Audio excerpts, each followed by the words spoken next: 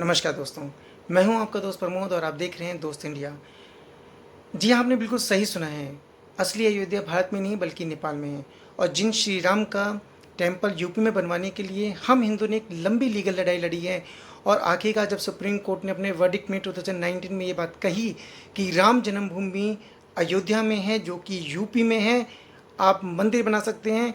तो जब हम मंदिर बनाने की तैयारी कर रहे थे तो उसके बाद हमें पता चलता है कि वो श्री राम भी भारतीय नहीं थे, वो तो एक नेपाली थे। आप गुस्सा मत होइए, ये मैं नहीं बल्कि ये नेपाल के शर्मा जी कह रहे हैं। अब आप कहेंगे कि नेपाल के शर्मा जी कौन? तो आप बिल्कुल सही सोच रहे हैं। ये वही नेपाल के शर्मा जी हैं जो इससे पहले भी बहुत बार भारत के खिलाफ कुछ ना कुछ बोलते रहे हैं।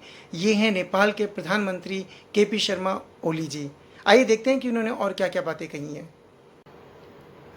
13 जुलाई को काठमांडू में प्रधानमंत्री के आवास पर नेपाली कवि भानुभक्त की जयंती के कार्यक्रम में बोलते हुए केपी शर्मा ओली ने यह दावा किया कि असली अयोध्या भारत में नहीं बल्कि नेपाल में है और श्री राम का जन्म दक्षिणी नेपाल के थोरी में हुआ था। वे जन्म से नेपाली हैं। इसके साथ वो ये भी कहते हैं कि नेपाल का सांस्कृतिक अतिक्रमण हुआ है और उनके इतिहास के साथ हेर फेर किया गया है।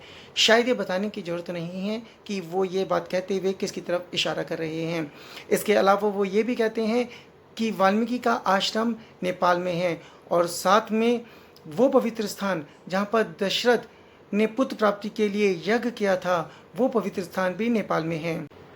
इन सब के साथ आपको ये भी पता होना चाहिए कि ये सारी बातें आउट ऑफ कॉन्टेक्स्ट में नहीं कही गई हैं।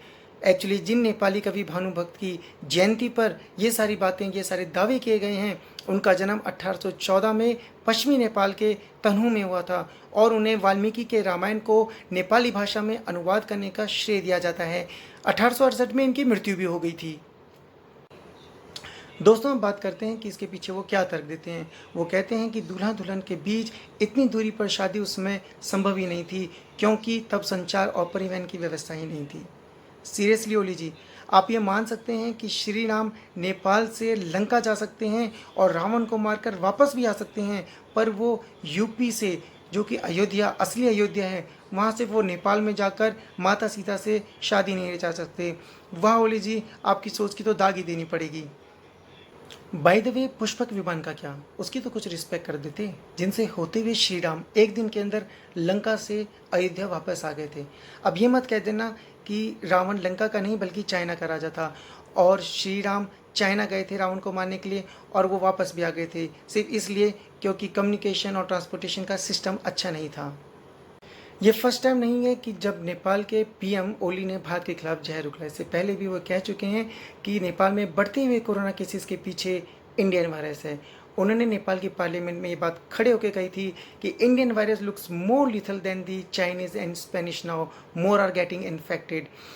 हम ये मान सकते हैं कि नेपाल का भारत के साथ सीमा विवाद है जिसमें नेपाल नया राजनीतिक मैप जारी करता है और उसमें लिपुलेख, कालापानी और लिम्पियाधुरा 3 भारतीय क्षेत्रों को अपने में शामिल दिखाता है। हम ये भी मान सकते हैं कि आपको लगता है कि आपके कुछ रूलिंग पार्टी लीडर्स भारतीय सरकार के साथ मिलकर आपको सत्ता से गिराने का प्रयत्न कर रहे हैं, सत्ता से गिराने का षड्यंत्र कर रहे हैं। बट इन सब बातों के पीछे श्री राम को लाने की क्या ज़रूरत है? आप करोड़ों भारतीयों, करोड़ों हिंदुओं की भावना के साथ खेल रहे हैं। और बाय द वे, मैं आपको बता दूं कि आप नेपाल के हिंदू, जो कि टोटल पॉपुलेशन का, आपकी टोटल पॉपुलेशन का अराउंड 81% है, आप उनकी भावनाओं के साथ भी खेल रहे हैं और आप उनका ट्रस्ट खोते जा रहे हैं। आप लोग इस बारे में क्या सोचते हैं? प्लीज़ कमेंट कीजिएगा। Please like the video and share it with your friends and relatives and दोस्त। हो सके तो सब्सक्राइब भी कीजिएगा। धन्यवाद।